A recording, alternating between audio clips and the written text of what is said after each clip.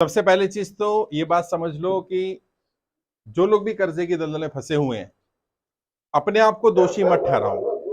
क्योंकि मैं सब जगह जाकर के सबसे एक ही अपील कर रहा हूं कि अगर कोई व्यक्ति कर्जे की दलदल में फंसा तो इसमें उसकी गलती नहीं है, उसे इस बात को स्वीकार करना पड़ेगा। समस्या क्या आ रही है? सरकार के ही आंकड़े हैं, पिछले 5 वर्ष में 50,000 से ज्यादा व्यापारियों ने कर्जे के कारण आत्महत्या की है। कारण क्या है? ऐसा कारण क्या रहा अचानक के लोग आत्महत्या करने लगे? सिर्फ कर्जा नहीं, कर्जा एक कारण है, कर्जे के साथ आने वाली बदनामी किसी को बता भी नहीं सकते। कहते ना, कर्जा ऐसी बीमारी है कि सहा भी ना जाए और कहा भी ना जाए, किसी को कह भी नहीं सकते। लेकिन अगर आपने बैंक से लोन लिया, साहूकार से लिया, किसी जानकार रिश्तेदार किससे भी लिया, आपकी स्थिति अच्छी रही होगी तभी आपको पैसा मिला होगा।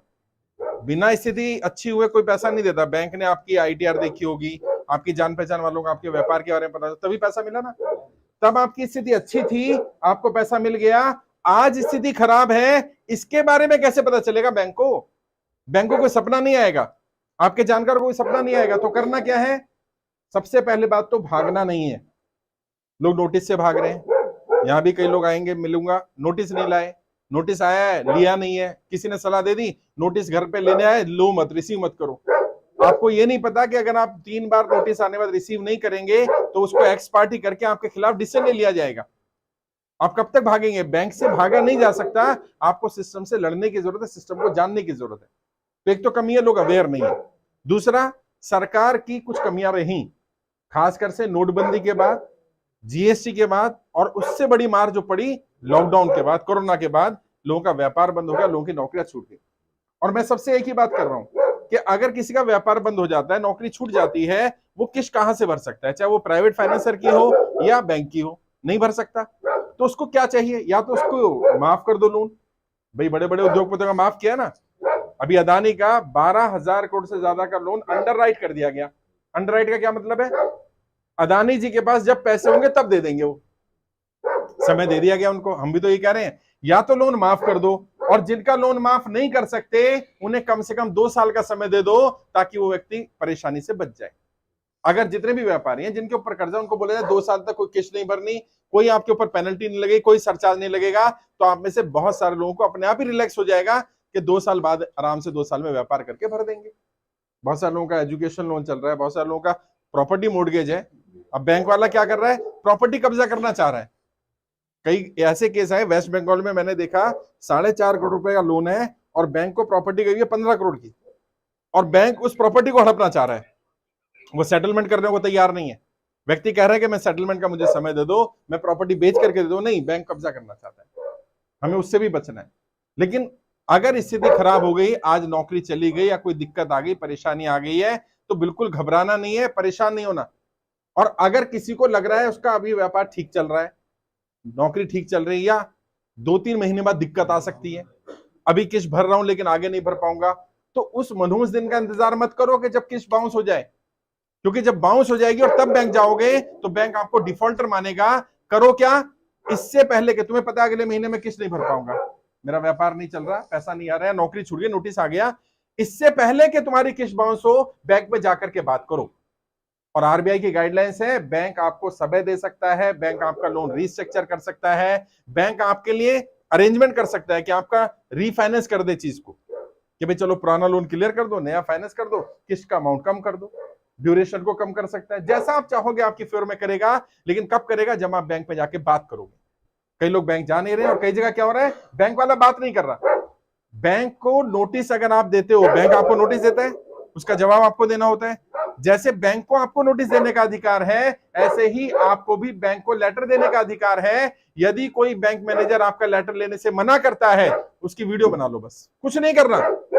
लेटर हाथ में रखो, देखो जी मैं बैंक में आया हूं, मैनेजर साहब को लेटर दे रहा हूं, रिक्वेस्ट दे रहा हूं मेरी किस्त को कम करने के लिए या मुझे समय देने के लिए, मैनेजर मेरा लेटर ले नहीं रहा, साहब नौकरी चली जाएगी। क्योंकि आरबीआई की गाइडलाइंस है कि अगर कस्टमर अपनी परेशानी बता रहा है तो कस्टमर के नाते, कंज्यूमर के नाते आप सुन तो लो, भाई बेनिफिट मत दो। यही तो होगा ना, बैंक कहेगा किस्त का समय नहीं मिलेगा, कोई बात नहीं, अबे सुन तो लो भाई मेरी स्थिति क्या है। और कई स्थितियों में बैंक को आपको समय देना पड़ेगा। जैसे मान लीजिए घर में कोई एक्सपायर कर गया, मान लीजिए आग लग गई, मान लीजिए कोई तूफान आ गया, मान लीजिए बिजनेस पूरा हैम्पर हो गया, बिल्डिंग कोलैप्स कर गई, उस केस में बैंक को आपको समय देना पड़ेगा। और बैंक कितना समय दे सकता है? 2 साल तक का बैंक के पास अधिकार है आपको समय देने का। 2 साल तक का मोनिटोरियम बैंक आपको दे सकता है, जिसमें आपको किस्त नहीं भरनी पड़ेगी, पेनल्टी सरचार्ज नहीं लगेगा, सिर्फ इंटरेस्ट पे करते रहो। मान लीजिए आपकी 1 लाख रुपए किस्त है, बैंक कहेगा आपको आप 2,000 रुपए महीना इंटरेस्ट के पे करते रहो, आपको 1 लाख रुपए नहीं देने। तो हर कोई दे देगा, क्या ठीक है 2,000 रुपए दूंगा, मेरा 1 लाख रुपए से बच जाऊंगा। लेकिन कब होगा? जब बैंक में जाके बात करोगे, अपनी स्थिति रखो। बैंक अगर नहीं लेता है लेटर फिर भी, तो तुम्हारे पास एक और अधिकार है, आरबीआई कहता है बैंक को स्पीड पोस्ट कर दो। स्पीड पोस्ट, रजिस्टर्ड पोस्ट करना, जो पोस्ट ऑफिस से मिलेगी, और उसकी रसीद रख लो। अब जब बैंक क्या करेगा? बैंक जाएगा कोर्ट, और बैंक बोलेगा डिफॉल्टर है, हम दिखाएंगे रसीद, देखो जी हमने बैंक में लेटर लेके गए थे, ये वीडियो हमारे पास है, मैनेजर ने लेने से मना कर दिया, ये रसीद हमारे पास है, इस रसीद के हिसाब से हमने इनको पोस्ट कर दिया था, और बैंक ने कोई जवाब नहीं दिया। बैंक को जब आप कोई लेटर देते हो तो आपका अधिकार है, बैंक जवाब देगा। और एक तरीका बता रहा हूं कैसे लिखना है लेटर। अपना बैंक का ब्रांच का नाम, मैनेजर का नाम, या नाम नहीं पता तो सिर्फ बैंक का नाम, एसबीआई या जो भी नाम, मैं नाम नहीं ले रहा चाह रहा किसी बैंक का भी, जिसका भी बैंक का आपका लोन चल रहा है, आप बताओ जी मेरी स्थिति आज अच्छी नहीं है, जब मैंने लोन लिया था मेरी स्थिति ठीक थी, आज मेरा व्यापार नहीं चल पा रहा, नौकरी छूट गया, जो भी रीजन, आप पूरी कहानी लिखो, और उसमें एंड में लिख दो कि जैसे अदानी जी का 12,000 करोड़ रुपए का लोन अंडरराइट किया गया है, मुझे भी कम से कम 2 साल का वैसे ही समय दे दिया जाए, और 1 सप्ताह में अगर बैंक की तरफ से कोई जवाब नहीं आया तो मैं मान लूंगा कि बैंक ने मेरी अर्जी मंजूर कर ली है। अब क्या कर दिया तुमने? अगर बैंक 1 सप्ताह में जवाब नहीं देता तो तुम कोर्ट जाओगे, तुम कहोगे देखो जी मैंने तो लिखा था कि बैंक ने मंजूर कर लिया। अब क्या होगा? बैंक को 1 सप्ताह में जवाब देना पड़ेगा, चाहे भले ये लिख के दे बैंक कि मैं आपकी अर्जी को एक्सेप्ट नहीं कर रहा, लेकिन जवाब देना पड़ेगा। बैंक का जवाब आते ही तुम्हारे हाथ मजबूत हो गए। क्यों? तुम्हारा 2 वे कम्युनिकेशन शुरू हो गया। अभी एक तरफ से लेटर जा रहा था, अभी उधर से आ गया। और देखो बैंक कितना तेज है। बैंक क्या करता है? बैंक हर चीज पे नोटिस देता है, लेटर आते हैं बैंक के, तुम क्या करते हो? फोन पे बात करते हो, ओरली बात मत करो, रिटर्न में बात करो। बैंक भी रिटर्न में कर रहा है। बैंक क्या कर रहा है? बैंक आपकी फाइल मोटी कर रहा है। जब कोर्ट जाएगा बैंक तो उसकी फाइल में होंगे 50 पेज, आपके पास एक भी पेपर नहीं होगा, क्योंकि आपने एक भी लेटर दिया ही नहीं है। तो बैंक की चाल को समझो, खासकर से वो लोग जिनकी प्रॉपर्टी मॉर्गेज है, जिनका घर गिरवी है, बैंक चाहता है कि उसको कब्जा कर लिया जाए, वो तब तक आपको टॉपअप भी देता रहेगा, पैसा भी देता रहेगा, जब तक आप डिफॉल्ट ना कर जाओ। इस जाल में नहीं फंसना है। फिर भी घबराना नहीं है, परेशान नहीं होना। अगर एक भी किस्त नहीं भर पा रहे, स्थिति बहुत ज्यादा खराब हो गई है, तो भी घबराने की जरूरत नहीं है, हर चीज का विकल्प है। कई लोग कहते हैं साहब मेरी तो प्रॉपर्टी उन्होंने ले ली, कब्जा कर ली, और अब मेरी प्रॉपर्टी का ऑक्शन कर दिया। भाई साहब रजिस्ट्रियां भी वापस होती हैं, कैंसिल होती हैं भारत में, कोर्ट है हमारे पास। अगर आप गलत नहीं हो, आपके साथ अन्याय हुआ है, तो आपकी लड़ाई मैं भी लड़ूंगा, मेरी पूरी टीम लड़ेगी। आज मेरे साथ लीगल टीम के लोग भी हैं, हमारी पंजाब की पूरी टीम के साथी यहाँ पर मौजूद है, हरियाणा के भी साथी मौजूद है। हम लोग कोशिश करेंगे आप सबसे बात करें, एक एक से इंडिविजुअली मिलूंगा, चाहे 1 घंटा लगे 2 घंटे लगे। आपकी जो समस्या है, अगर किसी को नोटिस आया हुआ है तो नोटिस दिखाओ मुझे, कौन सा नोटिस है, उसका जवाब क्या देना वही बताएंगे। वैसे मोटे मोटे तौर पर बताता हूँ, 3 तरह के नोटिस होते हैं, उनके बारे में समझ लो। पहला नोटिस होता है जो बैंक से आता है।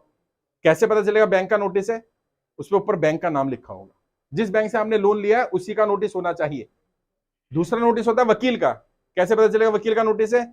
उसके ऊपर एडवोकेट या हिंदी में वकील लिखा होगा, तो आपको समझ में आ जाएगा ये वकील का नोटिस है। तीसरा नोटिस होता है कोर्ट का। कैसे पता चला कोर्ट का है? उस पर न्यायालय या कोर्ट लिखा होगा। अगर कोई भी नोटिस आया, बैंक का नोटिस आए चाहे वकील का या कोर्ट का, जवाब तीनों के देने हैं। कैसे देने? बैंक के नोटिस के जवाब के लिए किसी वकील की जरूरत नहीं होती, आप डायरेक्ट उसका जवाब दे सकते हो एक प्लेन पेपर पे लिख करके, जो बैंक से आया। अगर नोटिस आया आपका वकील से, इसका जवाब भी आप खुद दे सकते हो, लेकिन खुद मत देना, किसी वकील को पकड़ना लोकल अपनी जान पहचान के, वो जवाब देगा। वकील का जवाब वकील से दिलवाओ। और अगर आया नोटिस कोर्ट का, तो कोर्ट में खुद प्रेजेंट होकर के जाओ, वकील को भी ले जा सकते हो, नहीं तो खुद जाओ और जज के सामने अपनी बात रखो, और जैसी स्थिति है वैसी बताना, झूठ मत बोलना, क्योंकि जज के सामने झूठ बोलोगे, उन्हें पता चल जाएगा तुम झूठ बोल रहे हो, तो वो तुम पर पेनल्टी लगा सकते हैं। अपनी स्थिति बता दो। और सबको पता है यार, आज व्यापार 10% भी नहीं रहा।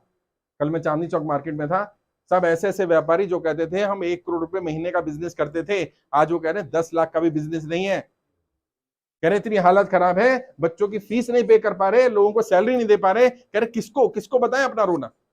मैं नाम नहीं लूंगा, हरप्रीत जी के पास एक फोन आया, बड़ी ब्रांड का, जो बड़ा ब्रांडेड व्यक्ति है, उसकी कहां पर शॉप है भाई? चावड़ी बाजार में शॉप है उसकी। उसने कहा मेरा इतना बड़ा व्यापार है, इतना बड़ा नाम है, मैं बता भी नहीं सकता किसी को, लेकिन मैं अपना दुख बताऊं किसे? और कुछ लोग डर से शर्मा करके, लोगों को पता ना चल जाए मेरी स्थिति खराब है, चुप होकर बैठे। साहब ये चुप होकर बैठने का समय नहीं है, क्योंकि कल घर गाड़ी कब्जा कर लेगा तो पता तो चल ही जाएगा ना। अपनी आवाज उठाओ, तुमने कोई गुनाह नहीं कर दिया। सबसे पहले तो खुद को दोषी मत मानो। लोग दोषी मान रहे, गलती मेरी है, आपकी गलती नहीं है, आपकी बिल्कुल भी गलती नहीं। अगर आप कर्जे की दलदल में फंसे, इसके लिए सरकार की गलत नीतियां जिम्मेदार है। अपने आप को दोष मत ठहराओ, दोषी मत दो, आप जिम्मेदार नहीं हो भाई। कोरोना आपने लेकर के आए, लॉकडाउन आपने नहीं लगाया, जीएसटी आपने लेकर के आए, नोटबंदी आपने नहीं करी, तो इसकी सजा अपने आप को क्यों देनी? और मान लो कोई व्यक्ति एक्सपायर कर जाएगा, अभी आज ही पता चला राजस्थान में एक परिवार ने पूरे ने सुसाइड कर लिया। बताओ कैसे बचाऊंगा मुझसे? कल को मान लो आज नहीं तो कल ये लोन माफ हो गया, श्योर हो गया। क्यों? क्योंकि अब संख्या बल इतना हो गया। अच्छा आज नहीं तो कल हो जाएगा, उस परिवार को मैं वापस कैसे लाऊंगा? 7 लोगों का परिवार था, एक्सपायर कर गया। मैं लड़ाई किसके लड़ रहा हूं? मेरे ऊपर कोई लोन नहीं है यार, इनके ऊपर कोई लोन नहीं है, इनके ऊपर कोई लोन नहीं है, हमारी टीम पर कोई लोन नहीं है, हम तुम्हारी लड़ाई लड़ रहे हैं। और कैसे शुरू हुई थी मैंने बताया था, महाराष्ट्र में एक परिवार ने सुसाइड किया था। मेरी एक ट्रेनिंग होती थी कर्जे से बाहर निकलने की, मैं उसकी फीस लेता था, मैंने कहा ये फ्री दूंगा ट्रेनिंग, कोई सुसाइड मत करो। उसका फायदा ये हुआ आज हम 20,000 से ज्यादा लोगों को सुसाइड करने से बचा चुके हैं। लेकिन अभी भी हम बहुत सारे लोगों तक नहीं पहुंच पा रहे। मैं हर जगह नहीं जा सकता, मेरी लिमिटेशंस है। मैं तुम्हारे गांव में तुम्हारे घरों पर नहीं पहुंच सकता। मैं यहां आ गया, तुम यहां मिल लिए, अब तुम ये संदेश दूसरों को दो, कम से कम इतना तो बोल दो कि कोई भी व्यक्ति कर्जे के कारण सुसाइड ना करे। बस भाई कर्जा हो गया, अपने आप को, अपने बच्चों को सजा मत दे बस। अब वो कहेगा जी मैं खाऊंगा कहां, दिक्कत आएगी, परेशानी आएगी। उसको बताओ भैया कर्जा मुक्ति अभियान चल रहा है। बहुत सारे लोगों को हमने, जिनको खाने की व्यवस्था नहीं थी, हमने एमएलए एमपी से फोन करके उनको खाने की व्यवस्था करवाई कि तेरे एरिया का बंदा है, मर जाएगा यार। और एमपी एमएलए की जिम्मेदारी बनती है कि उसके एरिया का कोई परेशान है, तुम भी जाओ अपने एरिया के एमपी एमएलए के पास, लेटर लेकर के जाओ। अगर किसी की स्थिति इतनी खराब है कि उसके लिए खाने के लिए रोटी भी नहीं बची है, स्थिति ज्यादा खराब है, उसको लेटर दो, और हमारी टीम का लेटर लेकर जाना साथ में। हमारी टीम फोन भी करेगी, जरूरत पड़ेगी तो मैं बात करूंगा, एमपी से, आपके एमएलए से बात करूंगा, आपके कलेक्टर से बात करूंगा। मर जाना विकल्प नहीं है भाई, क्योंकि दुनिया से चले जाओगे, ये जीवन वापस नहीं आ सकता। और कितने दिन की, 5 साल 10 साल, स्थिति फिर सुधर जाएगी। जीवन तो यार 50 साल 100 साल का होता है। 5-10 साल खराब हो गए तो क्या जीवन खराब कर ले? नहीं, ऐसा नहीं करना। फिर भी कोई परेशान करता है, कोई साहूकार परेशान करता है, कोई रिकवरी एजेंट परेशान करता है, कोई बदतमीजी करता है, गाली गलौज करता है, उन्हें यह अधिकार नहीं है। आपने पैसा लिया, वो आप उनके गुलाम नहीं बन गए हो। अगर कोई ये सोचता हो कि उसने आपको गुलाम बना लिया है, आप उसकी वीडियो रिकॉर्ड करो, ऑडियो रिकॉर्ड करो, हमें भेजो, कंप्लेन करो उसकी। कम से कम 50 से ज्यादा ऐसे रिकवरी एजेंट की हम नौकरियां छुटवा चुके हैं। ऐसी बहुत सारी एजेंसियां बंद हो गई हैं जो लोग गाली गलौज करते थे, और इन्होंने क्या रखा है? लड़कियों को रखा हुआ है। लड़कियां गाली गलौज करती हैं, बदतमीजी करती हैं, धमकी देती हैं, घर आकर के बैठ जाते हैं रात को 9-9 10-10 बजे तक। खैर अब नहीं बैठ रहे कुछ दिन से, क्योंकि आरबीआई ने भी सख्ती कर दी और हमने भी बता दिया लोगों को आपके अधिकार। कोई रिकवरी एजेंट आपके घर पर सुबह 7 बजे से पहले शाम को 7 बजे बाद कॉल नहीं कर सकता। सुबह 9 बजे से पहले शाम को 7 बजे के बाद आपके घर पर नहीं आ सकता। आ गया और आप घर पर नहीं हो तो आपका वेट करने के लिए घर पर नहीं बैठ सकता। आपकी प्रेजेंस में भी आधे घंटे ज्यादा घर में नहीं रुक सकता। आधे घंटे बात हो जाएगी, या तो हाँ या ना। घर में रुकने का क्या मतलब है? फिर भी अभी 1-2 चीज और बताता हूं। अगर कोई फिर भी परेशान करता है, कॉल करके परेशान करता है, बदतमीजी करता है, गाली गलौज करता है, पहले तो ये समझो वो फोन करके परेशानी क्या है। अगर वो फोन करके पैसे मांग रहा है तो भाई वो तो उसका अधिकार है, आपने पैसे लिए, वो मांगेगा, यहां तक तो ठीक है। लेकिन अगर वो दिन में 50 बार फोन कर रहा है, गाली गलौज करने लगता है, बदतमीजी करने लगता है, तो उसको एक बार प्यार से समझा दो, भैया आरबीआई की गाइडलाइंस है, आप गाली गलौज बदतमीजी नहीं कर सकते, मैंने पैसे लिए, मेरी स्थिति आज ठीक नहीं है, मैं समय पर दे दूंगा, या मुझे इतने बजे इस दिन को कॉल कर लेना। फिर भी अगर वो नहीं मानता है तो मैंने कहा उसकी कॉल रिकॉर्ड कर लो, फोन में आजकल रिकॉर्डिंग हो जाती है, घर आया तो वीडियो रिकॉर्ड कर लो, हमें भेज दो। जैसे व्हाट्सएप कॉल करते हैं, 1 मिनट। और फिर भी अगर कोई, जैसे भाई ने कह दिया व्हाट्सएप कॉल करते हैं, दूसरा फोन साथ में रखो, स्पीकर ऑन करो, रिकॉर्ड कर लो। प्रूफ चाहिए मुझे। प्रॉब्लम क्या आती है, तुम ओरली बोल रहे हो, बाद में वो मुकर जाएगा, वैसे मैंने तो बोला ही नहीं, मैं कैसे लड़ूंगा आपका केस? नहीं, कोर्ट में भी जाऊंगा, कहीं थाने भी जाऊंगा, कुछ लड़ाई लड़ूंगा तो मुझे सबूत चाहिए ना। आप ऐसे तो कोई किसी पे भी आरोप लगा दे, आप इन पे आरोप लगा दो जी इन्होंने मुझे गाली दी, तो कोर्ट कहेगा सबूत दो। मुझे कोई सबूत चाहिए, मैं रिकॉर्डिंग क्यों बोल रहा हूं? सबूत चाहिए। वैसे ऑल्दो कानूनन ये रिकॉर्डिंग भी सबूत नहीं है, लेकिन फिर कम से कम हमारी बात मजबूत हो जाती है कि हम झूठ नहीं बोल रहे। हम झूठे आरोप नहीं लगा रहे, नहीं तो क्या होगा, कोर्ट सोचेगा इसने पैसे लिए थे, आज ये देना नहीं चाह रहा इसलिए झूठे आरोप लगा रहा है। कम से कम हमारी बात सही हो जाए कि हम झूठे आरोप नहीं लगा रहे। फिर भी कोई बदतमीजी करे, मिसबिहेव करे, तो आप यहां रहते हो, यहाँ की टीम के नंबर लो, हमारी टीम से बात करा दो।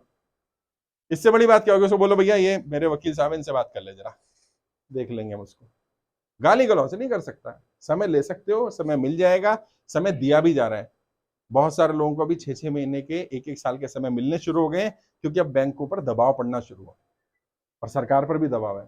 अभी आरबीआई ने भी नोटिस हमारे को लेटर के जवाब देने शुरू कर दिए। आप लाइव सुनते होंगे, वीडियो में मैंने बताया।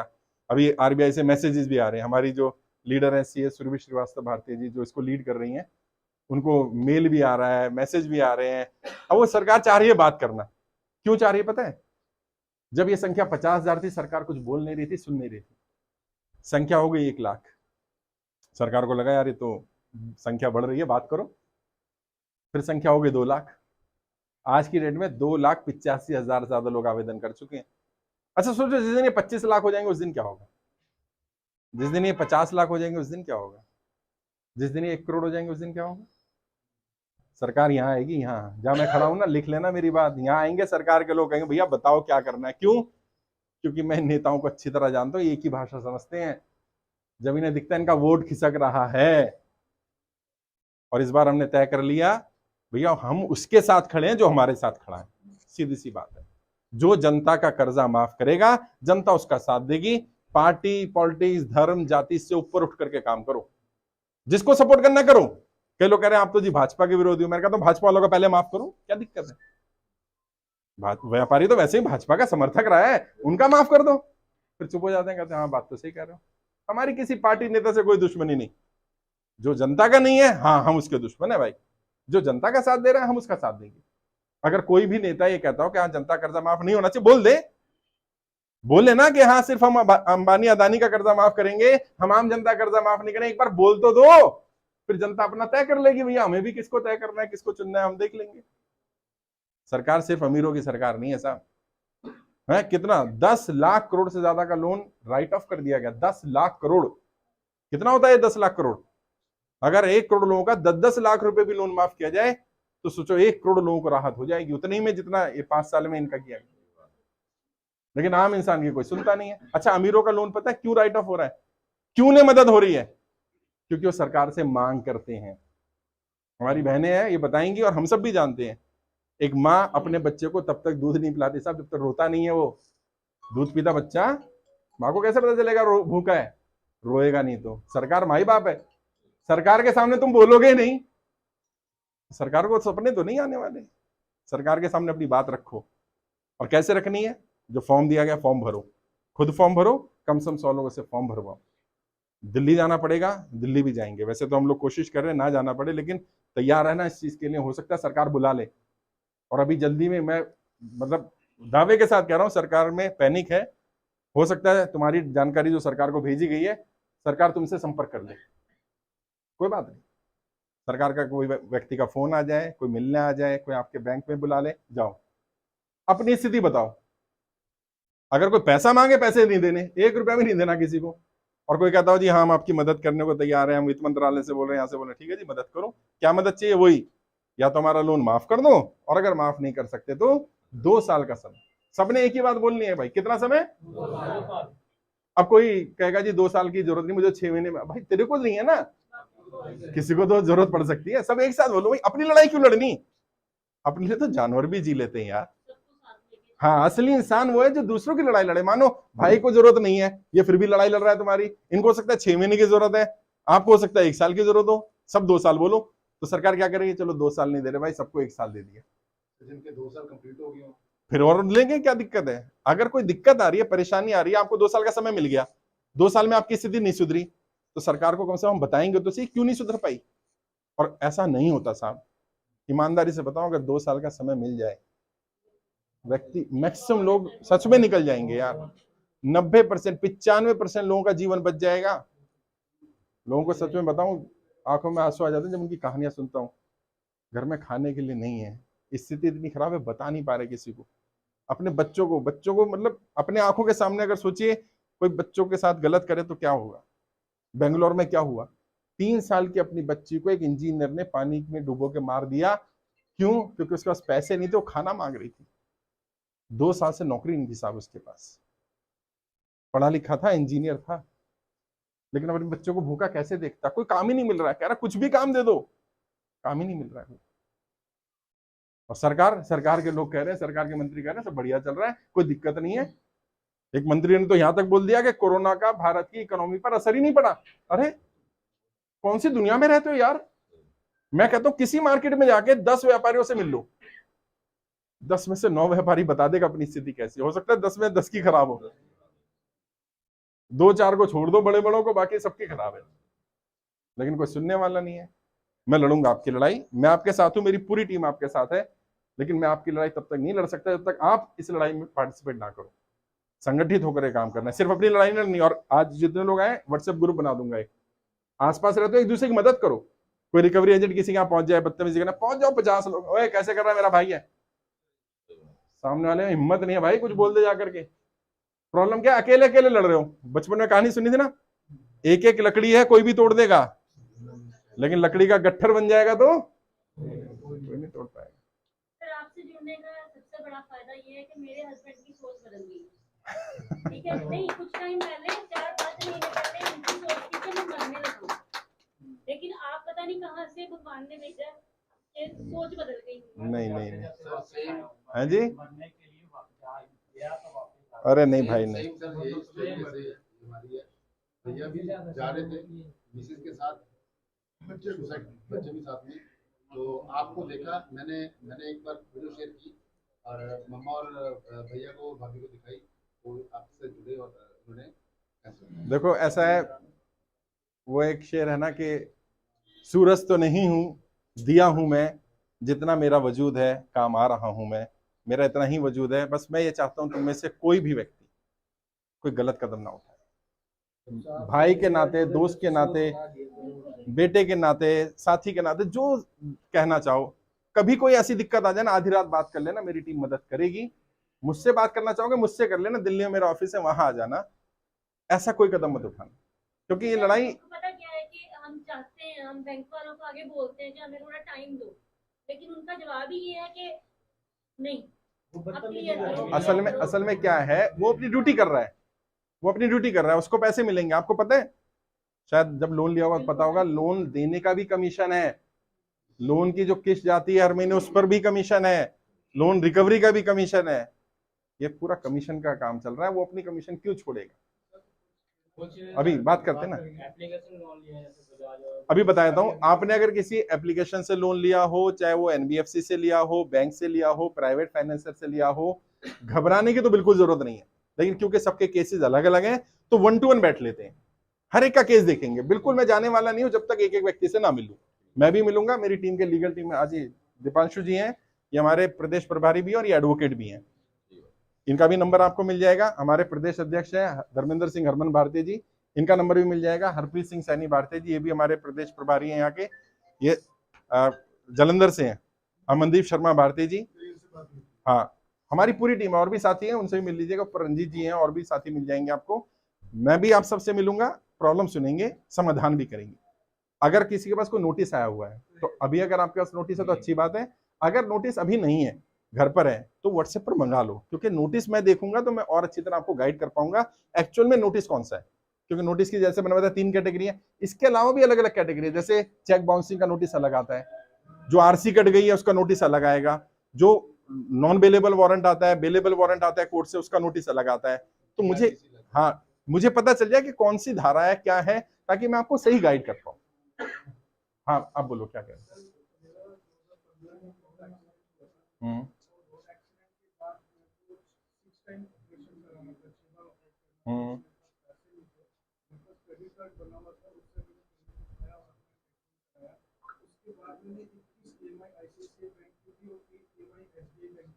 उसके बाद मेरा पैर में इंफेक्शन हो गया, गैंग्रीन, तो डॉक्टर से कंसल्ट किया, उन्होंने बोला पैर एम्पुटेशन करना पड़ेगा अबव नी। तो मेरा ऑपरेशन हो गया। अब समस्या क्या है? समस्या ये है कि सर मैं आपको ईएमआई लोन नहीं दे पा रहा हूं। हाँ ये सब मेरा सूट पे बिल्कुल डिफॉल्टर और रिटर्न ऑफ। कोई बात नहीं, आप, मैंने कहा ना आपको नोटिस आया होगा ना, नोटिस नहीं आया हुआ नहीं बिना नोटिस के कैसे करेगा, सूट कैसे फाइल किया होगा? सर, वो नहीं नहीं, आपके यहाँ कोई नोटिस नहीं आया ना अभी?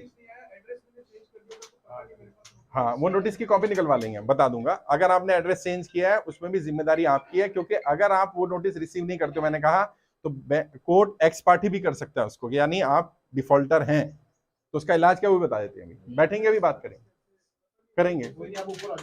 सबके साथ बातचीत करेंगे, जैसा मैंने कहा 1 to 1 बात करेंगे। फिर भी मैं आपसे एक अपील कर रहा हूं कि आप इस जानकारी को ज्यादा लोगों से शेयर करिए। कम से कम अपने मंदिर, मस्जिद, गुरुद्वारे, चर्च, जहां भी आप रहते हैं उसके आसपास अनाउंसमेंट करवाइए कि अगर कोई व्यक्ति कर्जे की दलदल में तो सुसाइड ना करे। कर्जा मुक्ति अभियान निःशुल्क चल रहा है देश में, और जैसे मैंने कहा अभियान पूरी तरह निःशुल्क है, 1 रुपया भी किसी को नहीं देना है।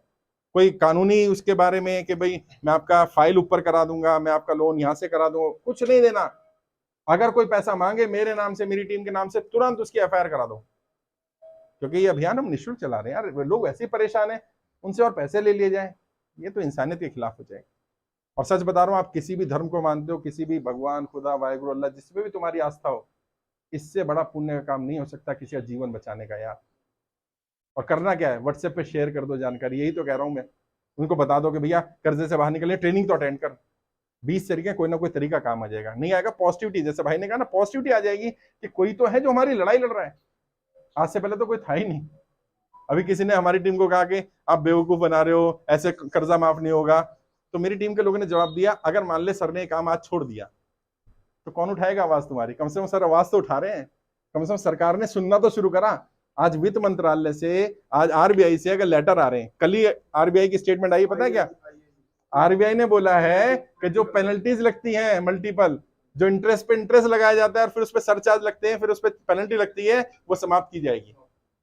तो जो तुम्हारा लोन 1000 रुपए का 10,000 बन जाता था ना, अब वो 1000 का 2000 बनेगा, 10,000 नहीं बनेगा। क्यों हुआ?